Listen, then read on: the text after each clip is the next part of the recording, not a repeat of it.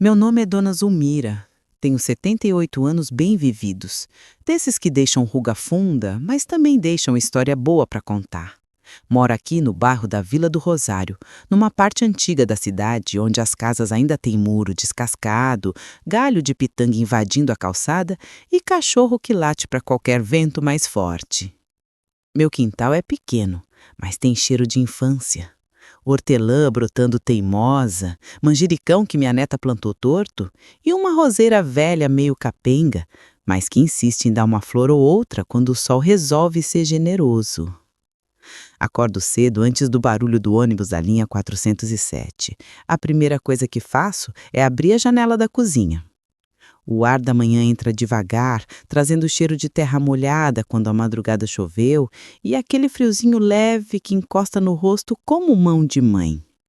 Ponho água no fogo, preparo meu café forte porque, sinceramente, com a idade que tenho, café fraco só atrapalha e deixo o vapor subir, bagunçando meus óculos e me lembrando que ainda estou viva.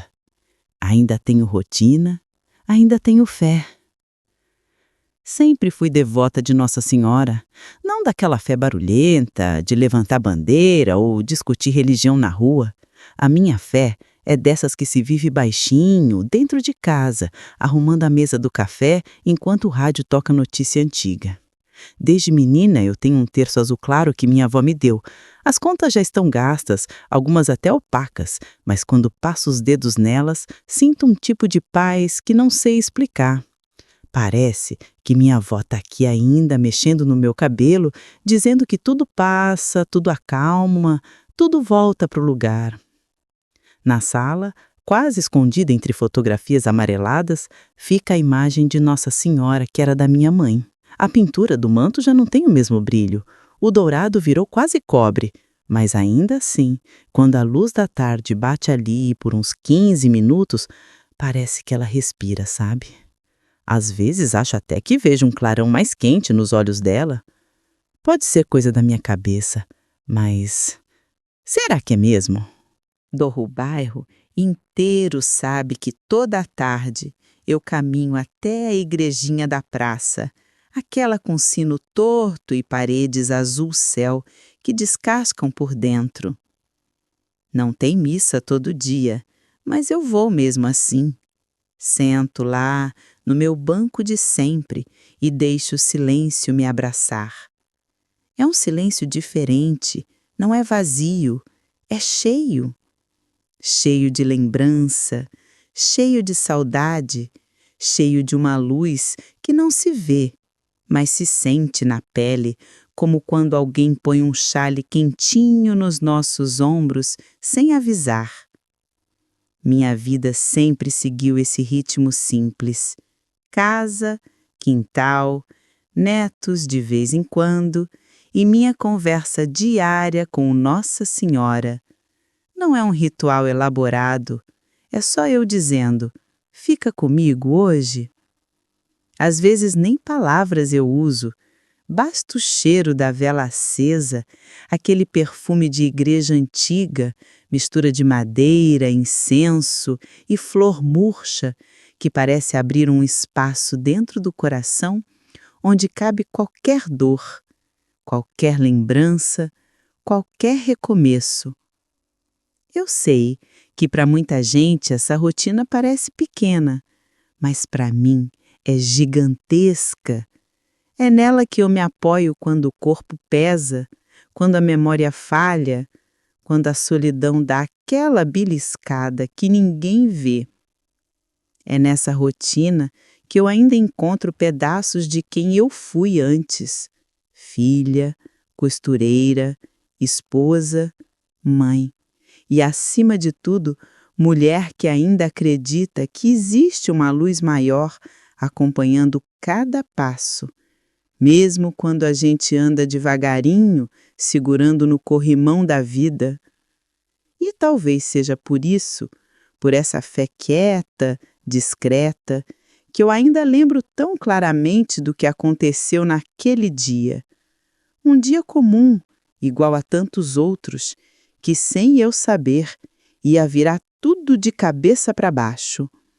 Porque às vezes a vida da gente muda justamente quando parece que nada mais vai acontecer.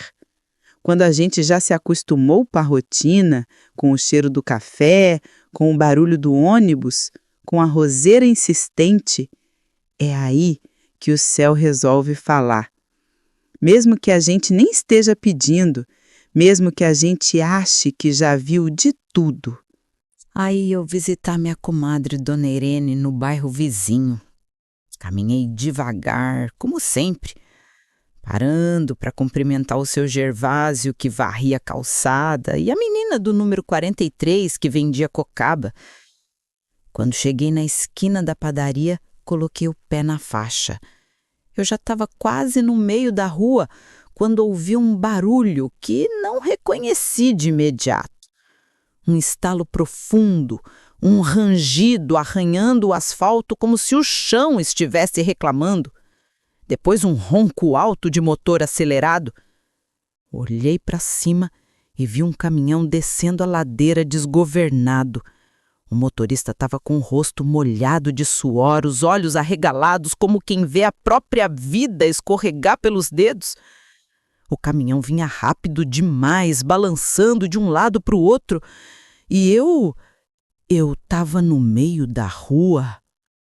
Antes que eu pudesse reagir, ouvi uma moça atrás de mim gritar: "Cuidado, senhora!" O grito cortou o ar, fez meu coração disparar, mas minhas pernas simplesmente não obedeceram. Senti como se algo tivesse travado meu corpo. Minha sacola caiu, o pão rolou para o lado e eu fiquei ali, parada, sem conseguir mover um músculo, como se meu medo tivesse raízes plantadas bem no cimento. O que eu faço agora? Pensei. Será que era assim que a vida termina?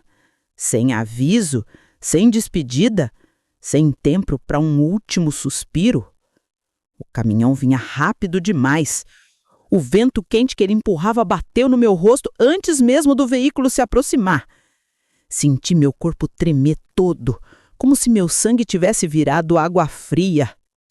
Então, no meio daquele caos, eu senti algo impossível de explicar. Uma mão suave tocando meu ombro. Não empurrando, não puxando, apenas tocando, firme e quente, como quem diz: "Calma, eu tô aqui." Eu congelei mais ainda. Como assim alguém me tocava ali? Quem estava atrás de mim? Eu não tinha ouvido passos, não tinha visto sombra, não tinha nada. E num piscar de olhos, meu corpo deu um pequeno tranco para trás. Um movimento involuntário, suave, mas que me tirou do eixo exato onde o caminhão passaria. Foi um segundo, talvez 2, mas esses 2 segundos salvaram minha vida. O caminhão passou rasgando o ar ao meu lado, tão perto que senti o calor do motor queimando minha pele. O barulho explodiu nos meus ouvidos e o som se espalhou pela rua inteira. Eu ouvi pessoas gritando, ouvi o motorista freando mais adiante, ouvi a moça correndo até mim. Mas dentro de mim havia apenas uma pergunta: quem me tocou? Naquela noite, o sono não se aproximou nem por misericórdia. Eu fiquei deitada na cama, encarando o teto, que parecia maior do que de costume, como se o silêncio da casa tivesse ocupado todos os espaços. O barulho do caminhão martelava dentro da minha cabeça. Não era só o som metálico, era o medo, o corpo travado, um instante em que a vida pareceu escapar. Eu fechava os olhos e tudo voltava como filme repetido. A ladeira, a luz forte refletindo no capô, o grito da moça, a mão no meu ombro. O cheiro da vela que eu deixei queimar na sala ainda estava no ar, misturado com aquele perfume suave de flor que às vezes aparece, sem explicação nenhuma. Sabe aquele cheiro de igreja no final da tarde? Madeira antiga, incenso leve, flor murcha e vela apagada. Era exatamente isso que tomava conta da casa. Eu não tinha acendido incenso, não tinha flores frescas, não tinha nada que justificasse aquele perfume. Eu me perguntava, repetidamente, por que meu corpo travou? Por que senti uma mão? Por que minhas pernas obedeceram só depois daquele toque? O que aconteceu ali? Eu estava ficando impressionada? Será que era só consequência do susto? Ou, ou será que havia algo mais? Eu tentava dormir, mas cada vez que o sono chegava perto, eu lembrava da sensação daquela mão no meu ombro, suave, firme, quente, como mão de mãe segurando a gente quando estamos prestes a tropeçar. Aquilo não parecia coisa da minha cabeça, não. Meu corpo sabia reconhecer aquele toque, e aquilo me deixava ainda mais inquieta. O silêncio da noite era tão pesado que parecia ter voz própria. Era como se a casa respirasse devagar, me observando. A luz da rua entrava pela janela e desenhava sombras nas paredes. Sombras que lembravam formas humanas, árvores, mantos, não sei ao certo. E a cada sombra que se movia, eu me perguntava: o que aconteceu comigo? Eu levantei, andei até a cozinha, tomei água, voltei para o quarto, toquei meu próprio ombro, tentando recordar exatamente o lugar onde senti aquela presença. Era tão claro, tão marcante, tão real. Será que eu realmente estava sozinha naquele instante? Ou será que alguém que meus olhos não veem, mas meu coração reconhece e estava ali comigo? 2 dias depois, quando eu acordei, senti um perfume forte de rosa dentro de casa, mas não tinha rosa nenhuma ali. Levantei intrigada e fui até o quintal. A roseira, aquela velha, teimosa, que dá flor uma vez ao ano, quando muito, estava cheia de botões abertos. Flor grande, rosada, brilhante, com gotas de orvalho que refletiam a luz como pequenas lâmpadas acesas. Eu cheguei perto e senti um calorzinho no peito, como se aquilo fosse um recado silencioso. Entrei de volta em casa, ainda impressionada, e enquanto passava o pano na sala, ouvi um barulho seco. Meu terço azul tinha caído da estante. Ele estava ali, há anos, firme, encostado na moldura da foto da minha mãe. Não tinha como cair sozinho, mas caiu. E quando o peguei do chão, senti que as contas estavam mornas, como se tivessem sido seguradas por mãos invisíveis instantes antes. Então, de tarde, resolvi caminhar até a igrejinha da praça. A porta estava aberta, mas não havia ninguém. O vento balançava as cortinas brancas do altar e o tecido parecia ondular como água iluminada. Sentei no meu banco de sempre e fiquei ali. Silêncio total. Mas era aquele silêncio que abraça, não o silêncio que assusta. Senti o cheiro de flores dentro da igreja. Cheiro de rosa fresca misturado com vela recém-apagada. De repente, uma luz atravessou o vitral lateral e caiu diretamente no meu colo. Uma luz tão branca, tão serena, que parecia ter vida própria. Eu passei a mão devagar sobre a luz, como quem toca algo sagrado, e o calor dela subiu pelo meu braço até o peito. Não doía, não ardia, só aquecia. E naquele instante, senti de novo o mesmo toque que senti no dia do acidente. Suave, delicado, mas firme. Uma brisa quente bateu na lateral do meu rosto e eu fechei os olhos sem perceber. Era aviso? Era consolo? Era preparação? Eu só sabia que aquilo não era coincidência. 3 sinais tão claros assim não podiam ser apenas acaso. Mas eu ainda não entendia, ainda não conseguia juntar tudo. Só sentia lá no fundo que algo maior estava se aproximando. Algo que eu não tinha pedido, mas que parecia saber exatamente a hora de chegar. Foi numa manhã nublada, quase silenciosa, que tudo aconteceu. Eu estava indo à farmácia, andando devagar pela mesma esquina onde o acidente quase aconteceu. O ar estava parado, pesado, como se o mundo tivesse esquecido de girar por um instante. Sem vento, sem barulho, sem movimento. Até os pássaros pareciam ter se calado. Quando cheguei exatamente no ponto onde quase perdi minha vida, o tempo pareceu mudar de consistência. Senti um calor suave nas costas, como se alguém tivesse colocado um manto quente sobre mim. A luz ao meu redor ficou mais intensa, mas não machucava os olhos. Era uma luz que abraçava, uma luz viva. Aquela luz que não vem do céu físico, mas de um céu que existe dentro da gente. Virei devagar, com medo de quebrar aquele instante. E foi então que eu a vi. Nossa Senhora!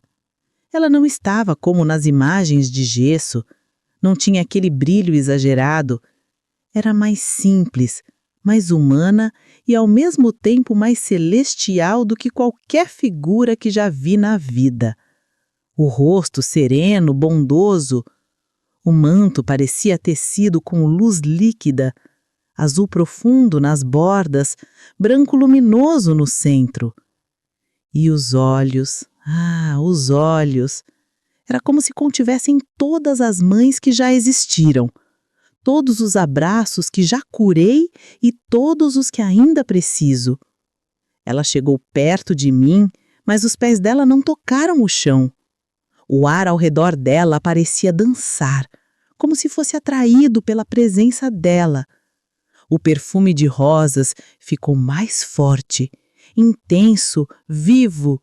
Eu senti meu peito abrir como se estivesse sendo lavado por dentro. Quando ela estendeu a mão, eu senti a mesma temperatura, a mesma suavidade, o mesmo toque do dia do acidente.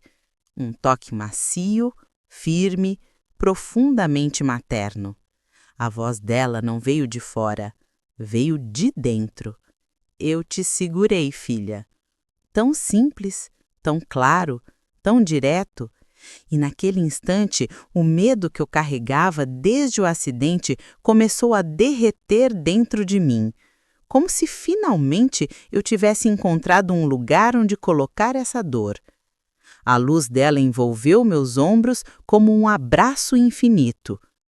Não era visão de delírio, era presença, era verdade, era amor puro. Eu chorei, não choro bonito. Chorei soluçando, com o rosto quente e o corpo tremendo. Mas ela ficou ali, em paz, em silêncio, em luz. Quando a luz dela começou a se desfazer no ar, eu fiquei parada sem saber para onde ir, como se minhas pernas estivessem esquecido o caminho de casa. O mundo ao redor foi voltando aos poucos. O barulho dos carros distante, o canto tímido de um pássaro, o vento mexendo levemente meu cabelo. Parecia que a realidade tinha engatado de novo, mas dentro de mim algo continuava suspenso, como se o tempo ainda estivesse respirando devagar.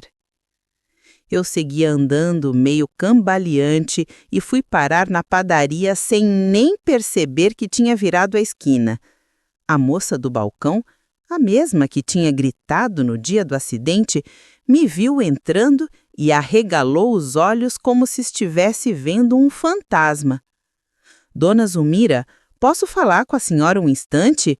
Ela me disse, me puxando para o canto, com uma expressão que misturava susto e alívio.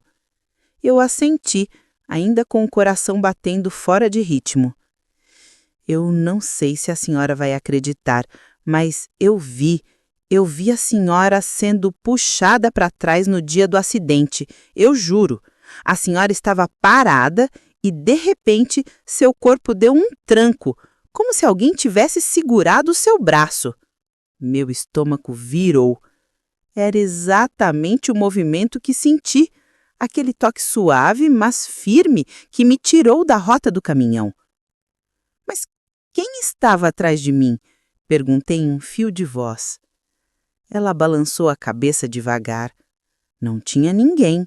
Não tinha ninguém. Foi isso que me deixou apavorada.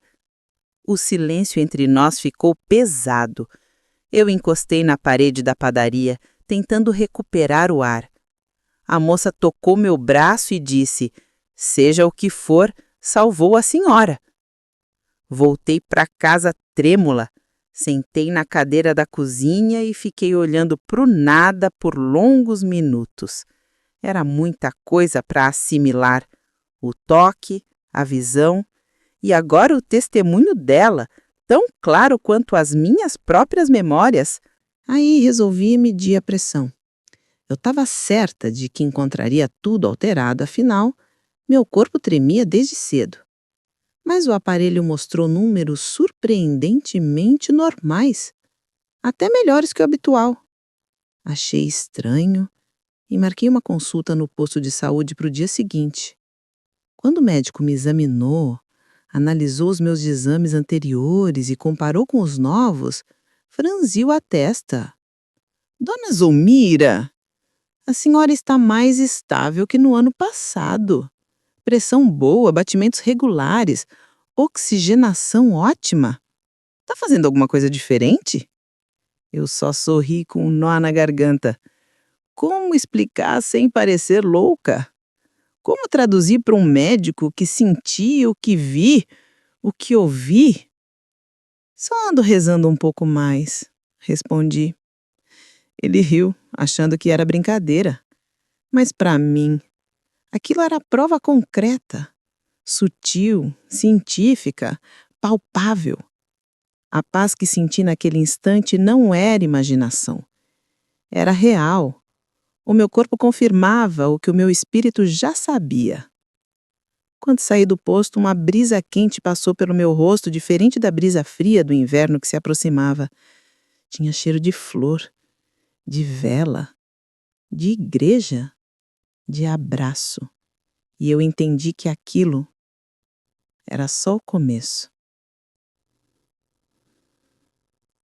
Na semana seguinte, ela evitou tocar no assunto. Acho que ficou com medo que eu estivesse fanatizando. Eu tentei tranquilizá-la, dizendo que não mudei de rotina, não larguei médico, não deixei de viver. Só estava mais atenta à luz. Mas será que a gente precisa ser acreditada para que a verdade permaneça verdade? Será que nossa experiência precisa ser validada para ter peso?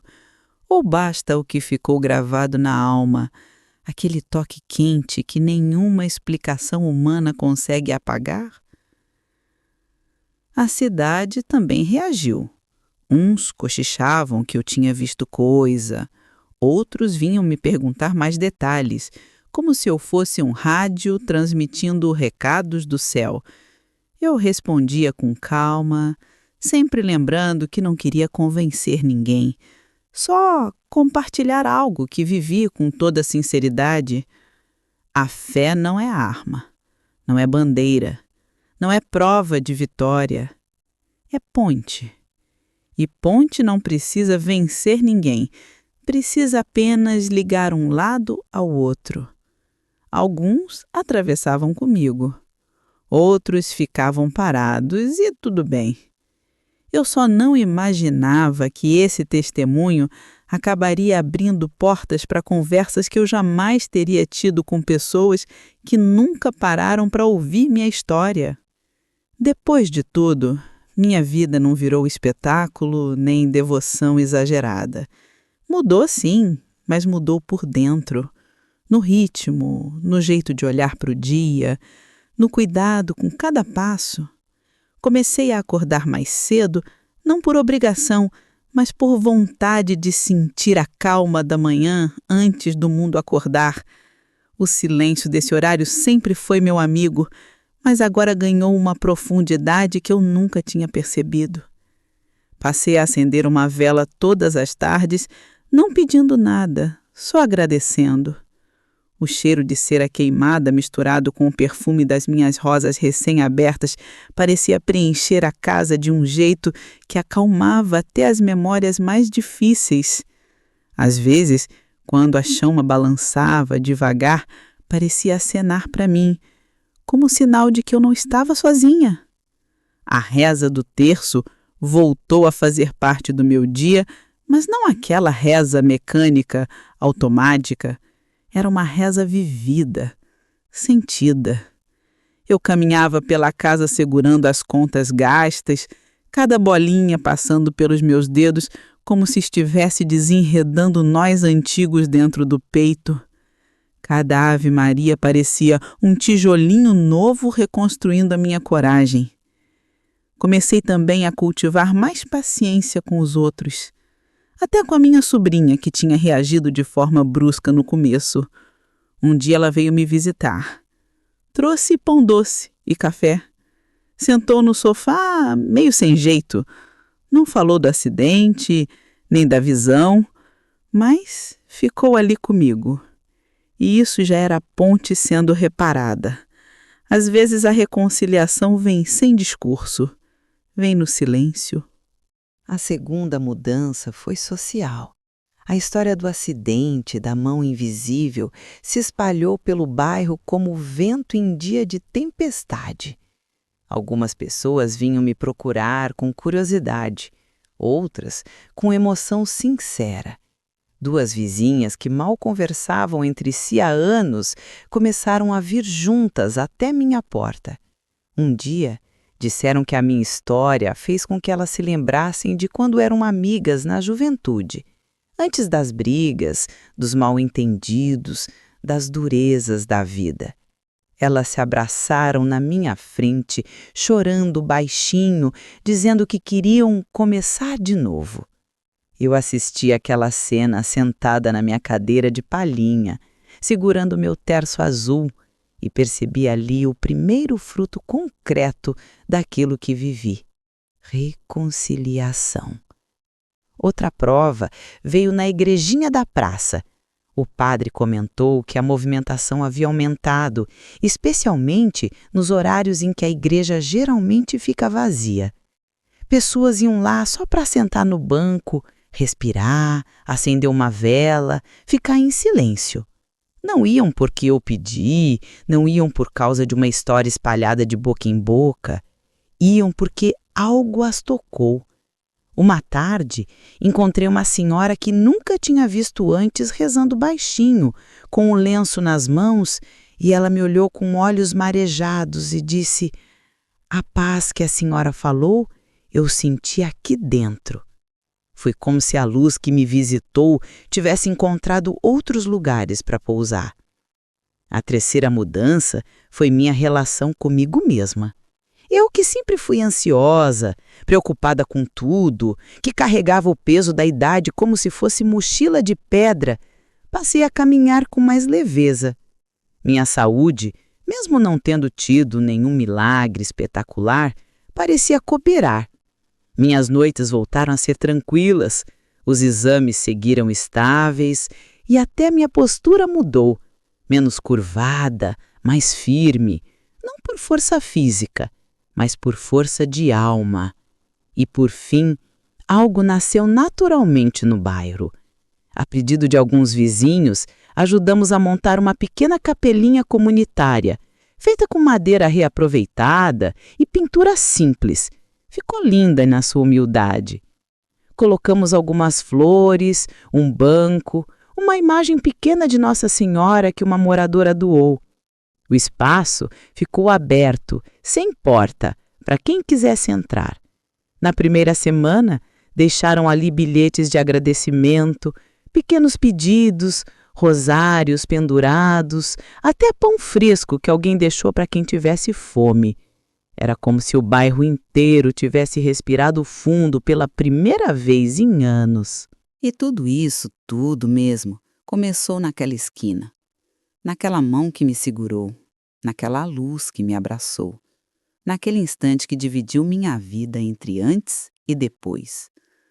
Hoje, quando caminho pela mesma rua onde quase perdi a vida, sinto algo diferente no ar. Não é medo. Esse ficou para trás, dissolvido naquela luz que me envolveu. E também não é orgulho ou sensação de ser eleita, nada disso. É uma humildade profunda, dessas que fazem o coração ficar quente e ao mesmo tempo pequeno, como se a gente coubesse direitinho na palma de uma mão maior. Eu passo pela esquina, olho o chão, olho o céu e agradeço. Não falo alto, às vezes nem movo os lábios, mas o agradecimento sai do peito, inteiro, sincero, vivo. A vida não virou perfeita depois do que vivi. Ainda existem dias de tristeza, dores nas juntas, preocupações com a família, lembranças difíceis que visitam à noite. Mas existe algo que não existia antes. Um fundo de paz, um acolhimento silencioso que me acompanha, mesmo quando o mundo parece pesar mais do que eu posso carregar. É como se ela, a mãe que apareceu naquela manhã, tivesse deixado uma centelha comigo. Uma luz miudinha que não some mais. Aprendi também que eu não preciso convencer ninguém. A experiência que tive não é argumento, não é prova, não é arma. É cuidado, é abraço. A fé não cresce no grito, cresce no gesto, no silêncio, na abertura do coração. E cada pessoa tem seu próprio tempo para isso. A minha sobrinha, por exemplo, não voltou a acreditar em nada do que eu contei, mas voltou a me visitar todos os domingos, trazendo pão doce e escutando minhas histórias com carinho. Às vezes, construir pontes já é milagre suficiente. Nessa jornada, descobri uma verdade simples. A gente não precisa ver para ser visto. Ela me viu quando eu estava a 1 segundo do fim. Me tocou quando eu estava paralisada. Me conduziu de volta para a vida com um gesto tão discreto que só pude entender dias depois. E aquilo que é discreto, silencioso, maternal, costuma ser o que mais transforma a gente. Eu não sei o que essa história vai provocar no seu coração. Não sei se você vai acreditar em tudo, em parte ou em nada. E tá tudo bem. Cada pessoa carrega sua própria estrada, sua própria dor, sua forma de enxergar o sagrado. Mas se alguma coisa que tocou você, um detalhe, uma imagem, uma memória, uma saudade, então talvez essa luz que passou pela minha vida esteja passando pela sua também.